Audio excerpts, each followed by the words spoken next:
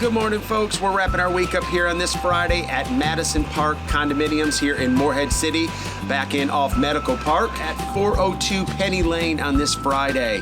Unit I, third level, end unit, giant balcony off the back overlooking a pond, 2 bedrooms, 2 bath, approximately 1,200 square feet.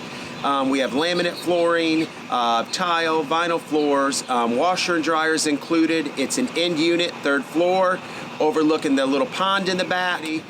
Currently has a tenant in place, so if you're looking for an investment property, it's great. We're getting $1,500 a month for rent. We're listed at $199,900. I ran some numbers prior to leaving the office this morning, and this is one of 2 listings in the entire Morehead City area that is under $200,000 and move-in ready. You don't want to miss this one. We're live today. Give us a call and go ahead and book your showing today. And if you have a client, you're an agent, and you have a buyer, we'd love you to bring them out. We'll catch you guys next Friday. See ya.